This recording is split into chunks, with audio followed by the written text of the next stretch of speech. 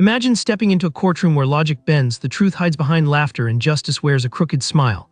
In today's case, we're not just observing a trial, we're peeling back the curtain on a story so bizarre it could only happen in real life. As always, all characters are presumed innocent until proven guilty.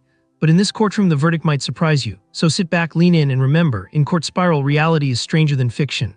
Let's dive into the case. The fast food industry has become an integral part of our daily lives. It's convenient, it's quick, and for many, it's a staple of modern eating culture. But what happens when the very foods that are marketed as quick and delicious lead to serious health issues? This question has led to a series of lawsuits against fast food chains, igniting debates about responsibility, health, and consumer rights. In the early 2000s, a landmark case began to unfold that would challenge the entire fast food industry. This case centered around a young man named Samuel, who claimed that his excessive consumption of fast food led to severe health issues. Samuel, who had been a loyal customer of a popular fast food chain since childhood, found himself battling obesity, diabetes, and heart disease by the age of 30. His story was not unique. It mirrored the experiences of countless others who had fallen into the trap of convenience over nutrition.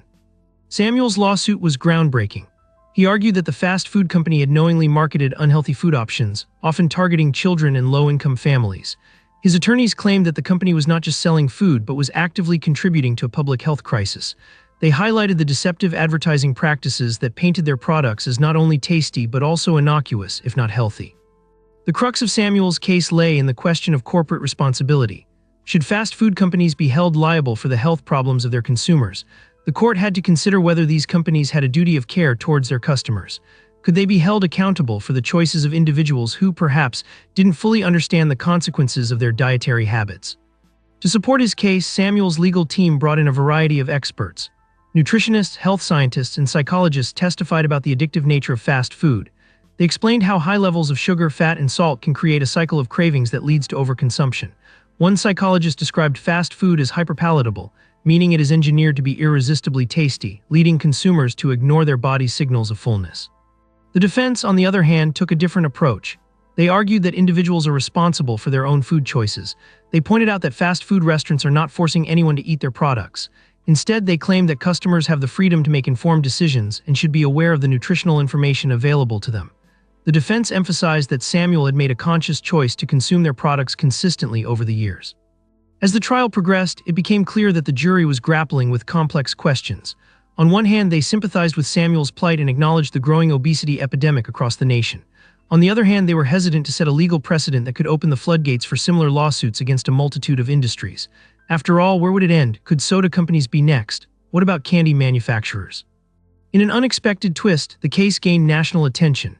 Media outlets began to report on the trial, sparking a public debate about the responsibility of fast food corporations. Talk shows and social media platforms lit up with opinions from both sides. Health advocates rallied around Samuel, using his case to highlight the need for greater regulation of the fast food industry. They pointed to studies that connected fast food consumption with rising rates of chronic diseases, advocating for labeling laws and stricter marketing regulations aimed at children. Meanwhile, fast food giants launched their own PR campaigns, promoting healthier menu options and emphasizing their commitment to transparency. They began to feature salads, fruit cups, and even calorie counts on their menus, attempting to rebrand themselves as part of the solution rather than the problem. As the trial reached its climax, the jury had to make a decision that could change the landscape of fast food forever. They deliberated for days, weighing the evidence and the testimonies they had heard. Finally, they returned with a verdict that stunned many. The jury found the fast food chain partially liable for Samuel's health issues, awarding him damages for medical expenses and pain and suffering. This verdict sent shockwaves through the fast food industry. It was a wake-up call, prompting companies to reevaluate their practices. The ruling established that while individuals are responsible for their own choices, corporations also have a duty to provide safe and healthy options free from misleading marketing. The implications of this case extended beyond the courtroom. It sparked discussions about food justice and the ethics of marketing unhealthy foods, particularly to vulnerable populations. In the aftermath of the trial, several other lawsuits emerged across the country, each seeking to hold fast food companies accountable for health-related issues. These cases varied in their claims but shared a common thread. Consumers were demanding change and they were no longer willing to accept the status quo. The fast food industry found itself at a crossroads, facing increased scrutiny and pressure to reform. In response to the growing backlash, some fast food chains began to implement new policies. They invested in healthier ingredient sourcing, improved nutritional transparency, and committed to reducing the use of additives and preservatives. They all started to feature healthier options prominently in their advertising, attempting to distance themselves from the stigma of being solely responsible for the obesity crisis. However, not everyone was convinced that these changes were enough. Health advocates continued to push for stricter regulations, arguing that the fast food industry's changes were merely a reaction to public outcry rather than a genuine commitment to consumer health. They cited studies showing that the majority of fast food offerings remained high in calories, sugar, and unhealthy fats, and that marketing tactics still targeted children with ads for unhealthy meals. The conversation surrounding fast food and health issues has evolved significantly since Samuel's case. It has opened the door for broader discussions about food systems, access to healthy foods, and the role of government in regulating corporate practices. Advocates argue that it's not just about individual responsibility, it's about creating an environment where healthier choices are accessible and affordable for everyone. As we reflect on the implications of this lawsuit, it becomes clear that the battle against unhealthy fast food is far from over. The courtroom drama may have concluded, but the effects ripple through society, prompting ongoing conversations about food, health, and the power dynamics between corporations and consumers.